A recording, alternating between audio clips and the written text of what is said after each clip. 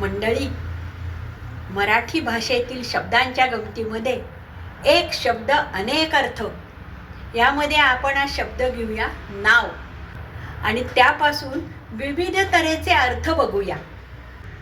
आता तो नावाडी चालवतो ती नदीतली नाव नव्हे बरं का, ते बारशाला ठेवतात ना ते नाव. आता नावात काय आहे तुम्ही म्हणाल? लग्नामध्ये नवरा नवरी नवनवीन पद्धतीनं नावं घेतात, म्हणजेच उखाणा घेतात बरं का.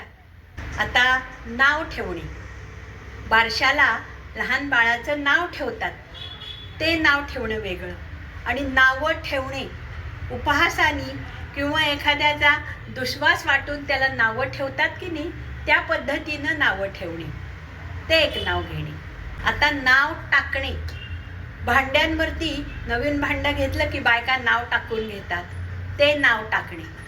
आणि नाव टाकणे, एखाद्याचं नाव टाकणे म्हणजे त्याच्याबद्दल काही न बोलणे किंवा त्याच्याबद्दल राग मनात धरणे, त्याच्याशी अबोला धरणे, नाव टाकलं त्या व्यक्तीचं. नाव देणे, तो गावठी अमिताभ आहे किंवा ती की गावठी हेमा मालिनी आहे, अशा तऱ्हेनं नावं ठेवायची, ही नावं द्यायची पद्धत आहे. आता नाव पुकारणे, कुठं बक्षिसासाठी नंबर लागलाय किंवा कुठं पुरस्कार मिळालाय त्यासाठी नाव पुकारणे, त्या तऱ्हेनं नाव देणे. नाव सुचवणे, एखादी नवीन वास्तू घेतली आहे, नवीन एखादं ऑफिस उघडलं आहे किंवा नवीन पाहुणा घरात येणार आहे, त्यासाठी नाव सुचवा असतं, त्या तऱ्हेनं नाव घेणे.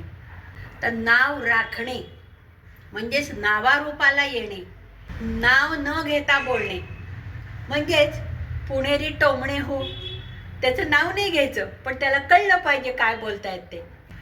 नाव बदलणे, कोर्ट कचेऱ्या करून वगैरे काही काही जण नाव बदलतात.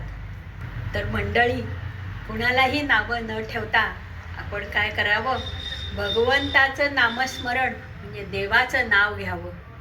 आणि तुम्हाला जर ही नाव ह्याची उदाहरणं आवडली असतील तर लाईक, शेअर, सबस्क्राईब करा.